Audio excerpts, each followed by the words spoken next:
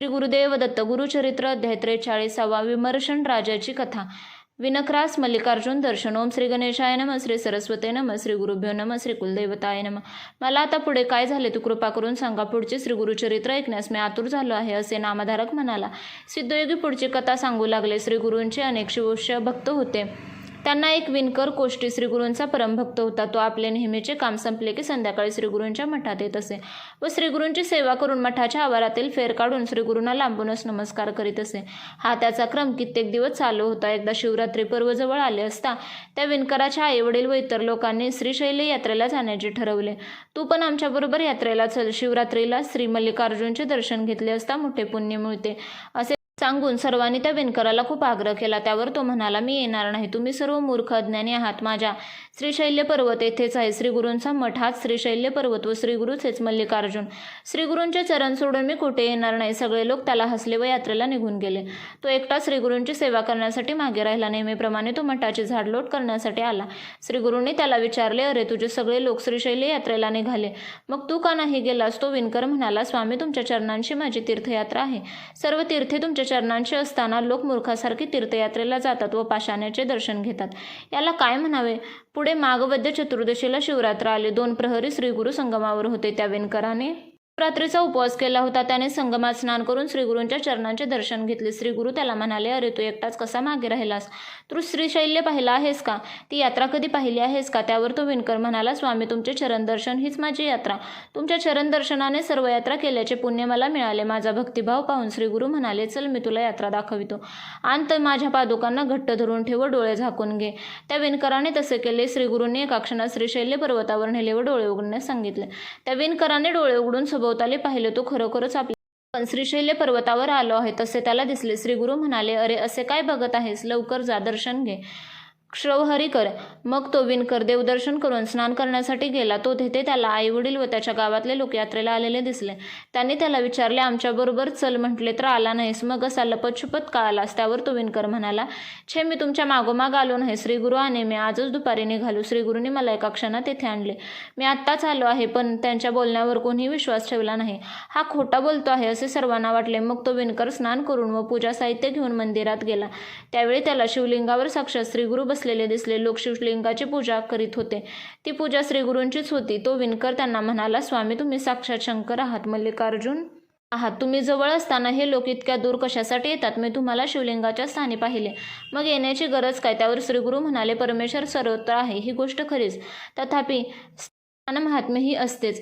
यासंबंधी एक तुला कथा सांगतो. ही कथा स्कंदपुराणात आलेली आहे. माघवद्य चतुर्दशीला म्हणजे शिवरात्रीला पर्वताचे महात्म्य फार मोठे होते. ती कथा एक. श्रीगुरूंनी सांगितलेली कथा सिद्धयोगी नामधारकाला सांगू लागले. विमर्शन राजाची कथा. खूप वर्षापूर्वी किरात देशात विमर्शन नावाचा एक राजा होता. तो अत्यंत पराक्रमी शूर होता. तो सदैव शिकार, हिंसा, मद्यमांस सेवन करीत असे. तो अत्यंत निर्दयी होता. अधर्मचारण करण्यात त्याला काहीही वावगे वाटत नसे. 4ही वर्णातील स्त्रियांचा उपभोग घेत असे. असले तरी तो मोठा शिवभक्त होता. तो भगवान सदाशिवाची नित्यनेमाने पूजा अर्चा करीत असे. त्याच्या पत्नीचे नाव होते गुदमती. ती मोठी चतुर गुणवती होती. एकदा तिने आपल्या पतीला एकांतात विचारले, ना तुम्ही भगवान सदाशिवाची नित्य पूजा अर्चा करता, सदाशिवापुढे भक्तिभावाने नृत्य गायन करता, शिवकथा ऐकता, मग असे असतानाही तुमच्या हातातून रोज पापकर्मे होतात, अनेकांची हत्या होते. हे कसे काय, असे का बरे होते. राजा विमर्शन म्हणाला, तू विचारलेस म्हणून सांगतो. मला पूर्वजन्मातील बरेच काही आठवते. ते ऐक. मागील जन्मी मी पंपा नगरीत कुत्रा म्हणून जन्मास आलो. एकदा माघ महिन्यातील शिवरात्रीच्या दिवशी एका शिवमंदिरासमोर येऊन उभा राहिलो. मंदिरात शिवशंकराची पूजा अर्चा चालू होती. मी ती लक्षपूर्वक पाहत होतो. त्यावेळी एका सेवकाने मला काठीने मारले. तेव्हा मी त्या बाजूने पळून शिवमंदिराला प्रदक्षिणा घातली व पुन्हा होतो तिथे येऊन उभा राहिलो. त्यावेळी त्या सेवकाने अत्यंत रागाने मला काठी मारली. वर मी घाव लागल्याने मी तेथेच प्राण सोडले. तेवढ्या पुण्यकर्माने मला या जन्मी राजद्रेह प्राप्त झाला. आता मी दुराचारी का आहे, कारण कुत्र्याचे काही गुणदोष माझ्यात शिल्लक आहेत. मी सध्या जे वागतो ते चांगले नाही हे मला कळते, तरी पूर्वसंस्कारामुळे माझ्या हातून वाईट कर्मे घडते. राणी कुमुदिनीने विचारले, तुम्हाला पूर्वजन्माचे ज्ञान आहे तर आता मला सांगा, गतजन्मी कोण होते. राजा म्हणाला, तू गतजन्मी कबुतरी होतीस. तू माणसाचा तुकडा तोंडात धरून जात असता. एका सस्याने तुझा पाठलाग केला. तू शिवमंदिराला 3 प्रदक्षिणा घालून शिखरावर बसलीस. तू खूप दमलीस. तेवढ्या ससानाने तुझ्यावर हल्ला केला. तू शिवमंदिरासमोर मारून पडलीस. त्या पुण्याने तू या जन्मी राहिलीस. राणी म्हणाली, तुम्ही कालज्ञानी आहात, मोठे पुण्यपुरुष आहात. आता यानंतर आपल्या दोघांना कोणकोणते जन्म मिळतील हे सांगा. राजा म्हणाले, हे चंद्रमुखी, मी पुढील जन्मी सिंधू देशाचा राजा होईन. तू जया नावाची राजकन्या होशील. त्या जन्मीही तुझ्या माझ्याशी विवाह होईल. तिसऱ्या जन्मी मी सौराष्ट्र देशाचा राजा होईन. तू कलिंग देशात जन्म घेशील व माझ्याशी विवाह करशील. चौथ्या जन्मी मी गंगाधर देशाचा राजा होईन. तू मगध देशात जन्म घेशील. त्याही वेळी तुझा माझ्याशीच विवाह होईल.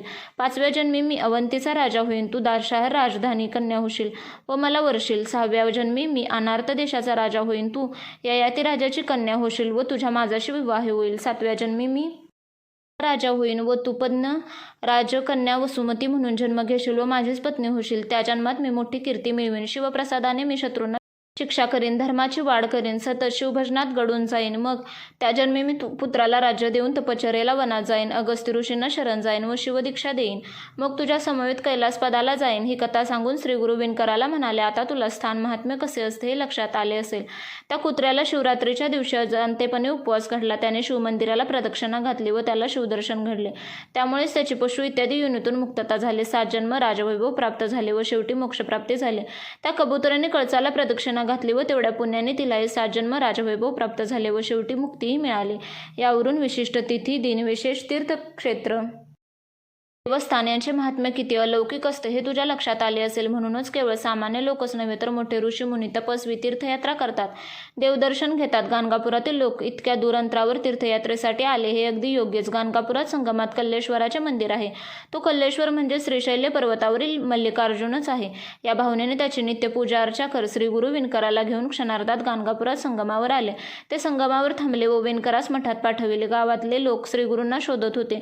त्यावेळी विणकर मठात आला. लोकांनी त्याला विचारले, तू होतास कुठे आणि हे क्षौर का केलेस? तेव्हा विणकराने सर्व काही प्रांजळपणे सांगितले. काही लोकांचा विणकरच्या बोलण्यावर विश्वास बसत नव्हता, पण काही लोकांना श्रीगुरूंच्या अलौकिक सामर्थ्याची कल्पना असल्याने त्यांनी विणकराचे बोलणे खरे मानून त्यांच्या श्रीगुरूंवरील श्रद्धेबद्दल कौतुक केले. मग सर्वांनी संगमावर जाऊन श्रीगुरूंचे दर्शन घेऊन त्यांची पूजा केली. काही दिवसांनी श्रीशैल्याबद्दल गेलेले लोक परत आले. त्यांनी श्रीगुरू व विणकर श्रीशैल्य यात्रेला आले होते असे सांगतात. श्रीगुरूंना पुन्हा एकदा श्रीगुरूंच्या अलौकिक सामर्थ्याची खात्री पटली. अशा रीतीने श्रीगुरुचरित्रामृतातील विमर्शन राजाची कथा विणकरास मल्लिकार्जुन दर्शन नावाचा अध्याय 43 समाप्त. श्रीगुरु दत्तात्रेयार्पणस्तु. श्री गुरुदेव दत्त.